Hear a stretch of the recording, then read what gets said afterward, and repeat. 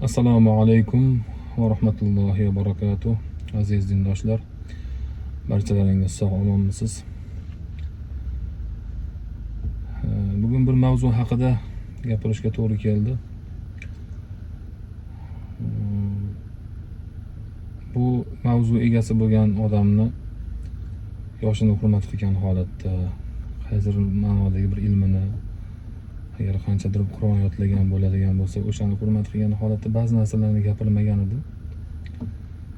Lekin majbur bo'lyapmanki, bu inson Alloh taoloning baribir buyuk bir chevar zot ekanda. Odamlarni o'yin qilib, fitna qilgan odamni oxiri o'zini o'yin qilar ekan. Bu narsani o'zimni ko'zim bilan ko'rib, yana bir bor iymon keltirdim bu narsaga, ya'ni odamlarni o'yin qilgan odamni o'zini qo'g'irchoq qilib qo'yar ekan keyin odamlarning qo'lida. Mana shu odamda ko'rdim buni, ya'ni o'sha andijonlik Abduvali qori degan odamda shu narsani bildim men. Avvalgi bir ko'rsatuvimizda chiqishda aytgan edim.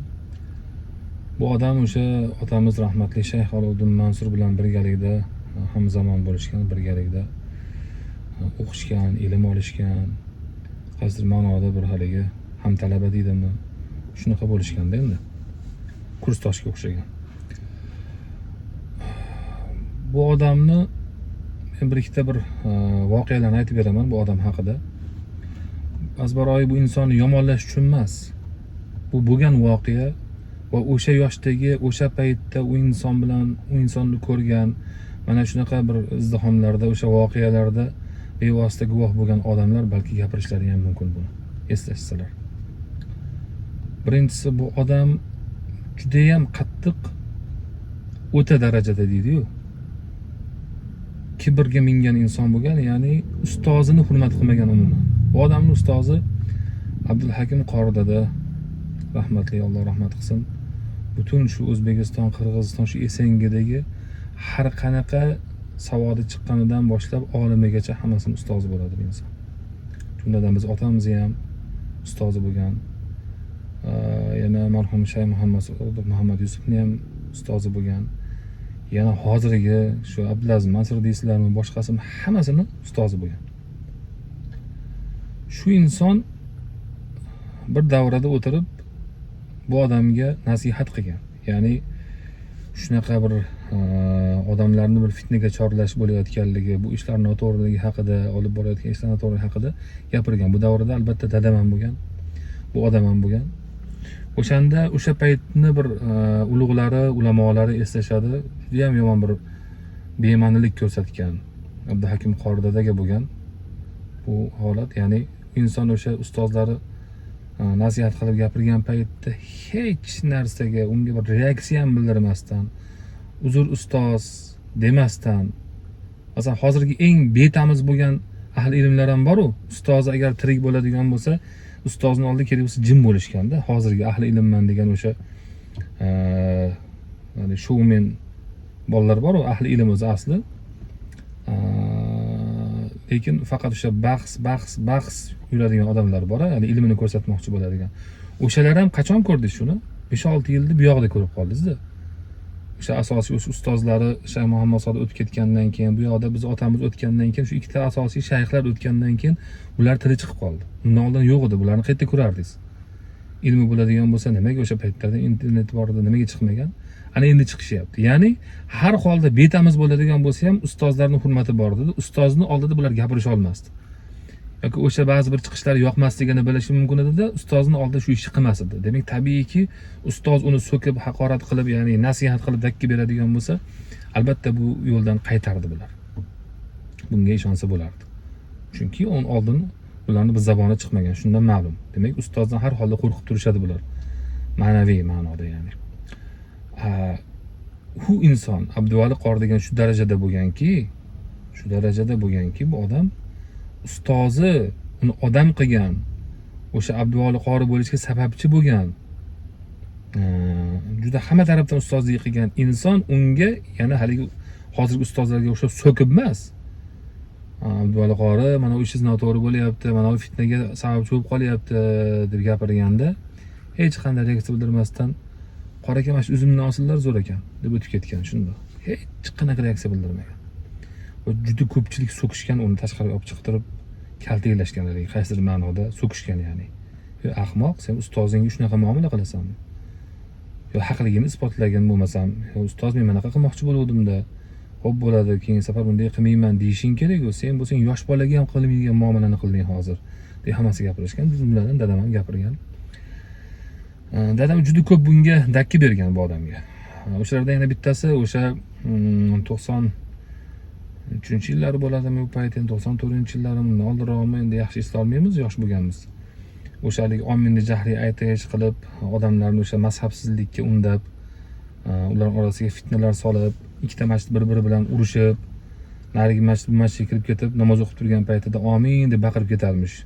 Yondagi masjid shu darajada bir-biriga bir mutaassib qilib, bir-biriga bir urushqoq qilib, janjalkash qilib tarbiyalagan mana shu Abduvali qori bo'ladi. Agar tepada turadigan baliqni boshi bo'lmaydigan bo'lsa, ular ham jim yurishadi ota-bobosidan o'rgangan narsasini. Yo'q. O'sha ota-bobosidan o'rganib kelayotgan joyda shunday burilish yasaganki, Abduvali qori bu yoqqa shuni yurg'izib yuborgan. Yo'q, bunday ketishimiz mumkin emas. Chunki bu kerak bo'lsa o'sha chetdagi tashkilotlarning bir o'sha buyruqlari, ularni ssenariylari edi. Ya'ni odamzod bunday ketaveradigan bo'lsa, ota-bobosidan kelgan yo'l bilan ketaveradigan bo'lsa, to'g'ri yurib qoladi. Bu yo'lda janjal bo'lmay qoladi, fitna bo'lmay qoladi. Fitna bo'lmagandan keyin demak haliginday baqir-chaqirlar bo'lmaydi. Baqir-chaqir bo'lmagandan keyin qamalmaydi hech kim. Qamalmagandan keyin voy mana musulmonlar huquqi, inson huquqi deb turib baqir-chaqirlar qilib turib o'sha davlatni yomonotlik qilish bo'lmay qoladi. Demak, ularning eng ildizi asosiysi mana bunday fitnalarni boshlashidi. U fitnalarni kim bilan qiladi? Kali siz taqqan bittasi kelib qilmasdi bu narsani. O'sha paytdagi o'sha Abduvali qoriga o'xshaganlar qiladi. Yoki bo'lmasam o'sha Shay Muhammad Sodiq bilan Muhammad Yusuf bilan talashgan bitta ahmoq bo'lardi o'sha paytda. Haligi nima edi? Isyonchilar deganmi bir chiqdi. O'sha muftiyni ketkazishmoqchi bo'lishgan, boshqa bo'lgan. O'sha paytdagi bir ahmoqlar bo'lardi. O'shalar bilan bir xil Abduvali qori ham ana shunday bo'lgan. Inson ilm olgan, o'sha ustozlardan ilm olgan, ilmli bo'lgan va o'sha ilmini fitnaga sarf qilgan bu odam. Bechara odam bo'lganda.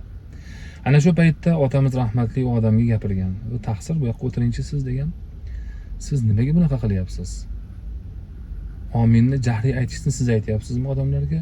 Fitna bo'lyapti, bilyapsizmi?" "Ha, bilyapman." "O'sha ominni siz ham jahriy aytasizmi?" deb dadam savol bergan. U odam aytganki, "Yo'q" degan. "Nimaga?" "Ha, men o'rganib qolganman jahriy aytmaslikka." "Ha, o'rganib qolgan bo'lsangiz, shu ustozimizdan o'rgangan bo'lsangiz, ustozlardan o'rgangan bo'lsangiz, qanaqa qilib unda siz hozir yana o'zingiz o'rgana olmagan narsani boshqalarga o'rgatmoqchi bo'lyapsiz? Boshqalarning miyasini muzlatmoqchi bo'lyapsiz. Nima sababdan? Nima haqqingiz bor bu narsaga?" deb bu odamga gapirilgan. Ya'ni bu ishingiz fitna bo'ladi, noto'g'ri narsa bu narsa deb gapirilgan. Bir qancha nasihatlar bo'lgan va nasihatlar olinmagandan keyin bu odam bilan aloqa uzilgan. Endi bu uzilganiga o'sha mustaqillikdan oldingi holat bo'lsa kerak, shunda uzilgan bular to'laqonli. Ya'ni alhamdulillah otamizdan shunday bir Alloh bergan bir ne'mat bo'lgan. Biz faxrlanamiz bu ne'mat bilan. Bizga o'tsin deymiz. Qolgan shu istak bildirgan, niyat qilgan odamlarga ham o'tishini xohlaymiz. Ya'ni bir insonni oldindan bir Alloh taolo bir ma'lum qilgan, bildirganda yaramas odam bo'ladigan bo'lsa, shu bilan aloqani uzdirgan. Hech qanaqasiz uzdirgan. Hech qanaqa unda muammo bo'lmasdan, urushib qolmasdan turib Alloh taolo shunday bir yo'lini da teskari qilib qo'ygan bir-biri bilan. Alhamdulillah, mana shu narsalar men o'zimda ko'rinadi. Allohga ming shukr qilaman. Bo'lmasam, mashaddagi ko'rib turgan odamlarni eng oxirgisidan ham gunohkor deb, yomon deb bilaman o'zimni. Lekin Alloh taolo mana shunday bir ne'mat bilan siylagan meni ham. O'sha insonni balki o'sha qondan o'tar, o'sha insonni farzandi bo'lgani uchundir, boshqa menda bir xislatim bor deb, fazilatim bor deb o'ylamayman. Alloh taolo menga sezdiradi-da. Bir inson bilan yaxshi bo'lib turgan odam bilan shunda aloqani bunday chetlab qoladi-da. Nimadan bo'ldi bu narsa? Men tushunmay qolaman o'sha kunlar. Nima sababdan bu odam bilan men aloqam yaxshi bo'lmayapti? Ha, demak, bir narsa bor. Kutaman va bilinadi. O'sha odam bir yaramas yo fitnachi, bir badbaxt odam bo'lib chiqadi oxiri. Ma'lum bo'ladi. Men u bilan aloqam uzilib ketgan bo'ladi, lekin ungacha ma'lum bo'lguncha. Men ma'lum bo'lgandan keyin, ha sen iflos ekansan-ku deb turib aloqani uzmayman. Oldinroq meni bildirmayapman, bilmayapti bu odam, sezmayapti meni kimligimni deb ustimdan kulib turgan paytida men aloqani uzgan bo'laman u bilan. Ozginadan keyin uni keti ochiladi, kimligi ma'lum bo'ladi. Alhamdulillah.